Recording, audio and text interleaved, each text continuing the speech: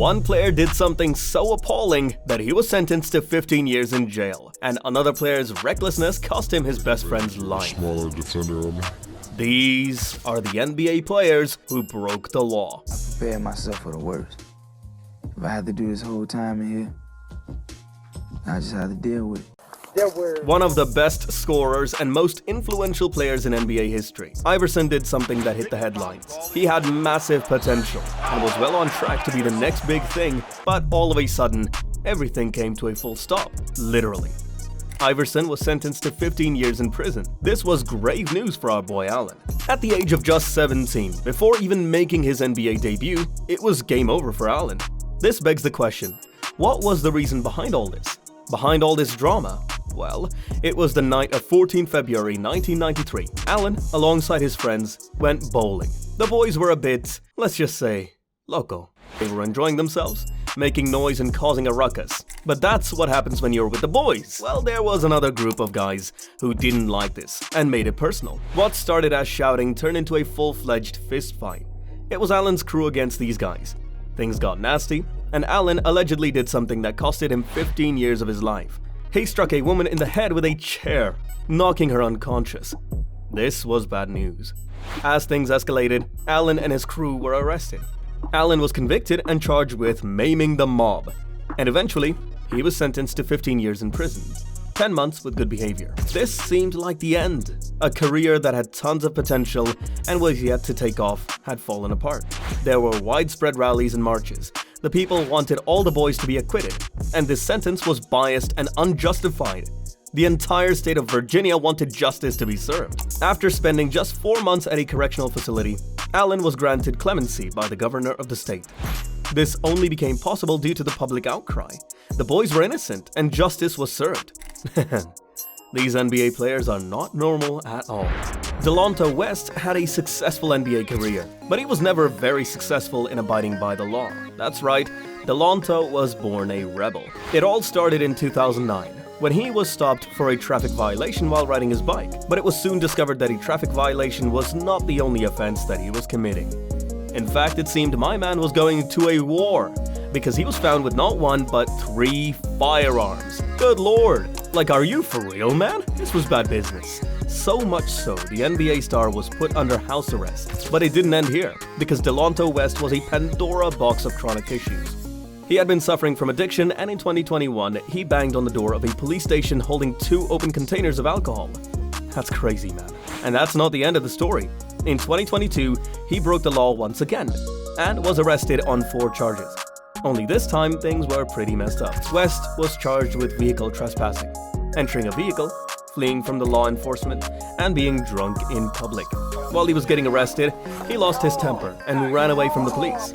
This is what happens when you play GTA a little too much. Seems like peace has never been an option for Delonte. Speaking of peace, Meta World Peace, a not-so-peaceful guy. My man goes down as one of the most controversial, rowdy, and unhinged players in NBA history. To begin with, he was an addict, consuming lots and lots of booze. In fact, he was even fined by the Chicago Bulls for openly drinking multiple times. And alcoholism was not the only problem this man had. Violence is a big part of his notorious portfolio too. Well, if you've forgotten, let me tell you of Malice at the Palace incident. Well, does it ring any bells? Our guy was the prime culprit in the drama that shook the NBA's reputation for years to come. It was November 19, 2004. This day had everything to destroy NBA for years to come. From brawling with Ben Wallace to beating a fan in the stands, Meta deceived us with the world peace in his name. But some actions have far-fetched consequences, and so Meta and 9 other stars were suspended for 146 games due to their actions. Meta also had to undergo intense rehabilitation sessions to reflect on what he had done. Now, you may think that he would clean up his act after all that, but you would be wrong. Because in 2007, Meta did it again. Yes, he was charged and arrested for domestic violence. I think the ambassador of peace here had a whole different meaning to his name. For this offense, Mr. Peace was sentenced to 10 days in prison and 100 hours of community service. Some people never change, I tell you. Well, things are going to get a whole lot interesting. Yeah, I'm talking about William Bedford. My man was 7 feet tall and had massive potential. He was picked by the Phoenix Suns and traded to the Detroit Pistons. He could have been a great NBA player, but his immense potential was wasted away as his off-court endeavors heavily influenced his on-court performances. But it was not until 1996 to 1997 that my man got arrested twice for his drug-related ventures. But when you see a person get involved with drugs, he either reflects and changes himself, or he goes down pretty bad. Well, our guy got the latter, and in 2003, he hit rock bottom when he was caught with 25 pounds of marijuana. Can you believe it? 25 pounds of marijuana in his car while driving in Michigan. And he was sentenced to 10 years in prison. Damn!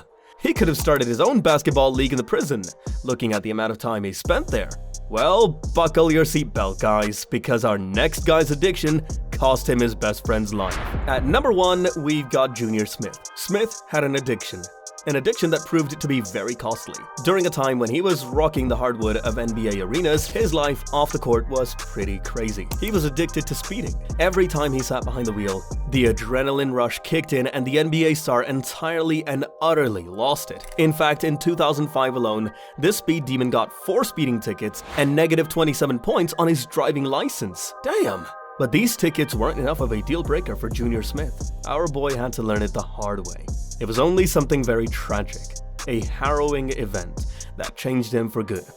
Forever. It was June 2007 when Smith decided to go out with his friends. In a few seconds, Smith was pedaling the metal like crazy, speeding from one stop sign to another stop sign until finally the inevitable happened. For a moment, everything came to a halt. The car got into an accident, and unfortunately, Andre, who was sitting right next to Smith, had to pay the price. He was rushed to the hospital, but unfortunately, he didn't survive. Smith survived, living with regret and guilt, pressing on his conscience. But this was just the beginning. He got charged with multiple offenses, including reckless driving, failure to obey a stop sign, speeding, and failure to wear a seatbelt. As a result, he faced 90 days in prison, 500 hours of community service, and a license suspension for 2 years. When brought in court, he knew his words fell on deaf ears. Nothing could bring his friend back, and it was all on him.